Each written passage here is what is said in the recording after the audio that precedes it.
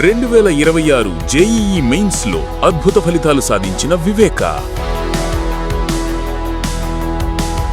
Andhra Paris తెనాలిలో అధునాతన హంగులతో మీకు స్వాగతం పలుకుతోంది ఈ కన్వెన్షన్. వెడ్డింగ్స్, రిసెప్షన్స్, ఎంగేజ్మెంట్స్, కాన్ఫరెన్స్లు, సెమినార్స్ మరియు అన్ని రకాల ఫంక్షన్లకు అనువైన వేదిక. ఈ convention function hall AC, RTC bus stand out gate ఎదురు, తెనాలి. Cell number 7288856666.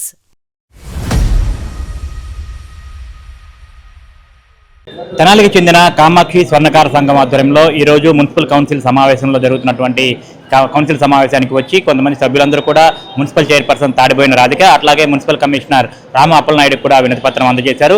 ఎంతో కాలంగా దాదాపుగా అనేక సంవత్సరాలుగా కూడా స్వర్ణకార వృత్తిలో ఉన్న తాము అనేక సంవత్సరాలుగా కూడా తీవ్ర ఇబ్బందులు పడుతున్నాము. చిన్న చిన్న గదుల్లో, షరాఫ్ బజార్లో చిన్న చిన్న గదుల్లో, ఇరుకు గదుల్లో కూడా స్వర్ణకార వృత్తి చేసుకుంటూ కూడా అనారోగ్యానికి గురవుతూ కూడా చాలా ఇబ్బందులు పడుతున్నామని చెప్తా ఉన్నారు. దాదాపు ఆలపాటి రాజేంద్ర ప్రసాద్ గతంలో తెలుగుదేశం పార్టీ అధికారంలో ఉన్న సమయంలో మున్సిపల్ బిల్డింగ్ వెనుక ప్రాంతంలో దాదాపు 10 కోట్ల రూపాయలు వెచ్చించి ఒక స్వర్ణకారుల కోసం కూడా ప్రత్యేక భవనాన్ని అయితే శంకుస్థాపన చేసి కొంత ప్రారంభోత్సవం అయితే చేశారు. కొంత బిల్డింగ్ అనేది కూడా నిర్మాణం చేపట్టారు. అయితే దాదాపు 10 సంవత్సరాల క్రితం ఈ కార్యక్రమం చేపట్టారు. అనంతరం ఆ బిల్డింగ్ నిర్మాణం పూర్తిగా కూడా ఆగిపోయి ఎక్కడికక్కడ కూడా నిలిచిపోయిన పరిస్థితి ఉంది. అది కనుక తొందరగా పూర్తి చేస్తే తాము అక్కడ షరాఫ్ బజార్లో నుంచి కూడా ఇక్కడికి వచ్చి ఈ తమకు కేటాయించినటువంటి ఏదైతే స్వర్ణకారులు కేటాయించారో మున్సిపల్ కార్యాలయం వెనుక ప్రాంతంలో ఉన్నటువంటి బిల్డింగ్కి వచ్చి అక్కడ తాము వృత్తి చేసుకుంటూ సంతోషంగా ఉంటామని చెప్పిన కూడా ఈ స్వర్ణకార సంఘ ప్రతినిధులు అయితే తెలియజేస్తున్నారు. తమ ఇబ్బందులు ఏంటి, తాము ఏ విధంగా ఇబ్బందులు పడుతున్నాం అనేది కూడా ఒకసారి వారి మాటల్లోనే తెలుసుకుందాం.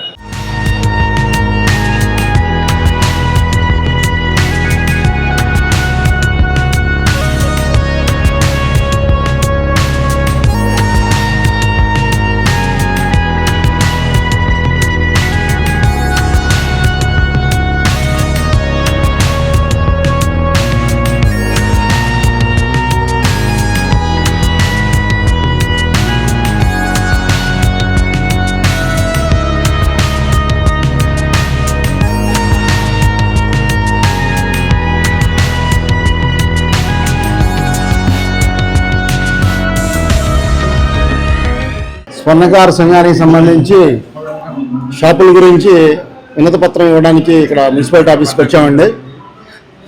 ఒకప్పుడు అవి స్వర్ణకార సంఘానికి సంబంధించి షాపుల కింద అవి కట్టించి మా అందరికీ ఇస్తారని చెప్పి మాట ఇచ్చున్నారు గత ప్రభుత్వం వారు. అవి 10 కోట్లు పెట్టి నిర్మించడం జరిగింది. మన మున్సిపాలిటీ బిల్డింగ్ బ్యాక్ సైడ్ ఉంటుందండి మొత్తం. అది ఇప్పుడు ఏంటంటే ఎవరు వినియోగించుకోకుండా వదిలేశారు. అయితే ఈ ప్రభుత్వంలో మాకు సహకరించి అవి కొట్లుగా నిర్మించి మా స్వర్ణకారులు అందరికీ ఇవ్వాలని మేము మనస్ఫూర్తిగా కోరుకుంటున్నాం. మీరు అందరూ కూడా ప్రభుత్వం దృష్టికి తీసుకెళ్ళాలి. వారు మా చాలా ఇబ్బందులు పడుతున్నాం. మేము షరాఫ్ బజార్లో వర్క్ చేయడానికి, చిన్న చిన్న షాపుల్లో మా వర్కర్స్ వర్క్ చేయడానికి చాలా ఇబ్బందులు పడుతున్నారు. ఎందుకంటే చిన్న షాపులో 8 మంది 10 మంది కూర్చొని పనిచేస్తారండి. వాళ్ళకి కనీసం గాలి కూడా బయటికి వెళ్ళే అవకాశం లేకుండా చాలా ఇబ్బందులు పడి లంగ్స్ ప్రాబ్లమ్స్ అవన్నీ వచ్చి, కంటి ప్రాబ్లమ్స్ అన్నీ చాలా వచ్చి చాలా ఇబ్బందులు పడి అనారోగ్యానికి గురవుతున్నారు.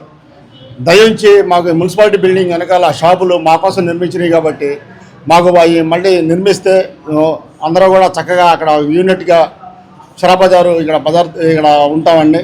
అది మాకు దయచేసి మనోహర్ గారు కానీ రాజా గారు కానీ వీళ్ళందరూ కూడా మాకు దయించి మాకు అవి వినియోగించవలసిందిగా కోరుకుంటున్నాం మనస్ఫూర్తి. కామాక్షి స్వర్ణకార సంఘం తరఫున ఈరోజు మున్సిపల్ చైర్పర్సన్ గారికి మా బాధలు వినతి పత్రం ద్వారా తెలియపరచడం జరిగింది. 2014లో ఆలపాటి రాజేంద్రప్రసాద్ గారు ప్రచారంలో భాగంలో మా మాజీ నాగేశ్వరరావు వీధి షరాఫ్ బజార్ రావడం జరిగింది. వారికి మా స్థితిగతులు చెప్పడం జరిగింది. వారు స్వతహా వారే కళ్ళతో చూసి మా ఇబ్బందుల్ని వాళ్ళు గమనించారు. రాజా గారు మేమేంటంటే యాసిడ్తో కూడుకున్న పనులతో చేస్తూ ఉంటాం. మేము ద్రావకాలు కానివ్వండి, సైనిట్లు కానివ్వండి, అలాంటి ద్రవ పదార్థాలతో మేము పనిచేస్తూ ఉంటాం. కానీ మాకు లంగ్స్ ప్రాబ్లం, కొన్ని ఇబ్బందులు కలిగి మా ఆరోగ్యరీత్యా మేము మాది చెడిపోతూ ఉండిద్ది. ఈ దృష్టి పెట్టుకొని మీకు స్వేచ్ఛగా గాలి రావాలంటే ఇక్కడ నుంచి బయటకి కొద్దిగా ఏదన్నా వెసులుబాటు కలిగిస్తారని చెప్పని మాకు ఆ రోజు మాట్లాడడం జరిగింది. అలానే మున్సిపాలిటీ బిల్డింగ్ వెనకాల 10 కోట్లతో ఆ రోజు శంకుస్థాపన మాకు కూడా పిలవడం జరిగింది. మేము కూడా వచ్చాం అందరం. ఇది మీకోసమే కడుతున్నానని చెప్పని మాకు మాట ఇచ్చారు. మేము కూడా ఆలపాటి రాజేంద్రప్రసాద్ గారికి కృతజ్ఞతలు తెలియపరిచాము. ఆ గతంలో జరిగిన నిర్మాణానికి మరి పోయినసారి ప్రభుత్వం అయితే దానికైతే స్పందన లేకుండా అలానే అది పాడుపడిపోయింది. మా పరిస్థితులు కూడా, మా వర్కర్ల పరిస్థితులు కూడా చాలా దీనస్థితి అయిపోయింది. ఈరోజు చూస్తుంటే వెండి బంగారం రేట్లు పెరిగిపోయి మేము పన్ను లేక బాగా ఇబ్బంది పడుతున్నాం. ఎందుకంటే ఈ వ్యవస్థ, పెట్టుబడి వ్యవస్థదారులు ఎక్కువైపోయారు. మా చేతి వృత్తి కోల్పోయి మేము కూడా చాలా ఇబ్బందులు పడి మేము అద్దెలు కూడా కట్టుకోలేని పరిస్థితుల్లో ఈరోజు మేము చాలా దీనస్థితిలో ఉన్నాం. ఎందుకంటే చెప్పుకోవడానికి కూడా మేము చాలా బాధపడుతున్నాం. ఎందుకంటే ఈ మీడియా ద్వారా మేము మీరు ఇంత ఇదిగా ఉన్నారని, ఎక్కడ మమ్మల్ని అవహేళన చేస్తారని చెప్పినా కూడా మేము బాధపడుతున్నాం. కాకపోతే మా బాధని మరి చైర్పర్సన్ గారు కానీ కమిషనర్ గారికి చెప్పాము. అలానే గతంలో మరి ఒకసారి ఎంపీ గారు కూడా ఇక్కడ రావడం జరిగింది మున్సిపాలిటీకి. ఆ రోజు కూడా మనం వినతి చెప్పాము. అలానే నాదెండ్ల మనోహర్ గారికి మరి ఆయన మంత్రివర్యులు వారికి కూడా మేము ఆ వినతి పత్రాన్ని అందించి వారికి కూడా తెలియపరిచాము. ఆల్పాటి అధిపతి గారు తెలియపరిచాము.